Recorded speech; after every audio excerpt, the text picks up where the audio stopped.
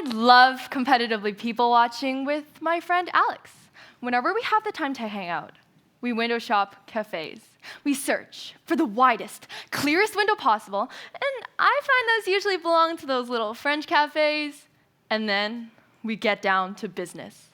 Once we're sat down by the cafe window with our fair share of sustenance, we watch the passerby and see if we can come up with better origin stories for each of them. That little old frail lady walking over there with her stroller, but when she moves, you can see the start of a dragon tail tattoo. Definitely a teenage rebel who got matching tattoos with her boyfriend, only to ditch him after 40 years of dilly-dallying about for her greater, truer love in life. Cats! And that moody teenager over there, sulking by the garbage cans, actually a mama's boy who's waiting for his mother to come back from grocery shopping so he can ask her whether his soda can belongs in the garbage can or the recycling bin. Though Alex may not look like an extrovert at first, trust me, once you get Alex started talking, it's impossible to get Alex to stop. And though, while my competitive self hates to admit it, Alex's ability to spin hilariously wonderful tales almost rivals that of yours truly. Every moment we spent together ended in us laughing so hard we cried. It was, for lack of better words, a good, goofy time. And there was never a moment we felt awkward in each other's presence. That is, until one random day in December when Alex told me that he no longer used he/him pronouns, but that they felt more comfortable with they/them pronouns instead. Now, this change was a lot for me to take in. Before entering high school, I had only ever been surrounded by cisgender people. And in my head, I knew that queer people existed, but they were never part of my world, part of the world. Yes, but mine? I had grown up in a fairly sheltered community, thinking that biological sex and gender were practically synonyms, and that the world was a clean 50-50 divide between boys and girls. Now, first of all, this simple ratio wasn't even correct, but I wish it was, because it would have made a lot of math assignments easier. But neither were the confines I had limited the gender spectrum by, and those unconscious limitations eventually became an obstacle for my friendship with Alex. Now, when referring to Alex, I had to mentally expend effort in catching and correcting myself so that I would use their correct pronouns. But for me, this was hard because Alex still looked like a boy, or at least society's definition of what a boy should look like. And the effort I had to make to use their correct pronouns created a divide between our friendship.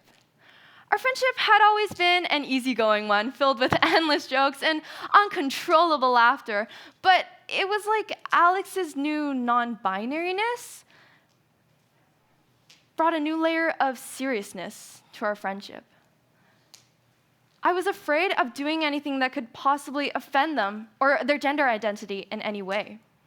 And whereas once Alex and I had sat by the window together, watching the passerby, Alex was now the passerby that I was observing through the window, alone. The more I thought that Alex was a different person, the less frequent our text message exchanges became.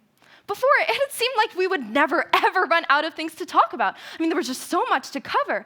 But now, when I saw them, all I could think of was, hey, how has school been going lately? Or, have you seen this terrible weather we've been having recently? Which is quite befitting of Vancouver. You know, agreeable conversation topics made for friendly acquaintances, not long acquainted friends. So, imagine how shocked I was when what was supposed to be a group outing between all of our friends turned into just a hangout between me and Alex after everybody else ditched at the last possible minute. From the moment we sat down in the cafe, my mind frantically raced for topics that could last for more than 2 minutes, anything to prevent the awkward silence that could ensue. My mind raced to every piece of standard, safe, and socially acceptable topic I could think of. But small talk is small. Eventually, a lengthy, miserable silence fell upon us.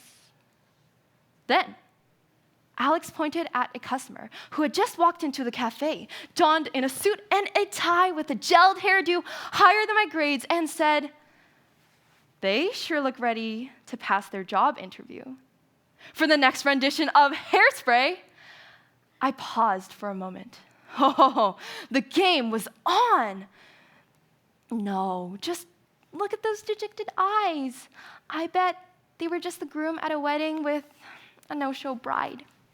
After a few more rounds, we were dying of laughter, laughing so hard that the nearby tables turned around to glare at the crazy pair of teenagers who were disrupting their lunch break.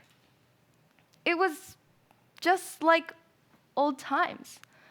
And in that moment, something clicked. All of this time, I had been believing in an illusion. The illusion that Alex was different now because they were non-binary. And this false belief made me lose sight of what truly mattered. No matter what gender Alex may be, it doesn't change the fact that they're an amazing friend. It doesn't change the fact that they have a worryingly good imagination, or the fact that they win second place in my heart for having the best sense of humor. And it doesn't change the fact that they can people watch with me for hours on end like no other. And all of a sudden, Alex was no longer a passerby I was observing through the window. We were sitting together again, on the same side of the window, watching passerby. You see, when someone close to you changes, it can feel like a big, bumbling giant has taken your world and turned it inside out and upside down. And when that kind of thing happens, you're bound to feel crummy. Maybe even as crummy as the rejected groom Alex and I saw earlier in the cafe. You might feel betrayed, or you might feel confused. You might even feel scared. Feeling all those emotions doesn't make you a bad person, but overcoming those emotions makes you not only a good person, but an even better friend. For me, it all came down to doing something Alex and I both love together again. People watching. For you, it might be different.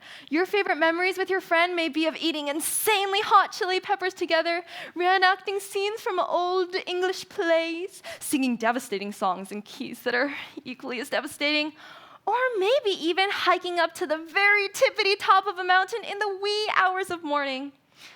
Actually, I take that back. Hiking is never enjoyable, even with a friend. No matter the case, I hope that you at least walk away today with one important point in mind.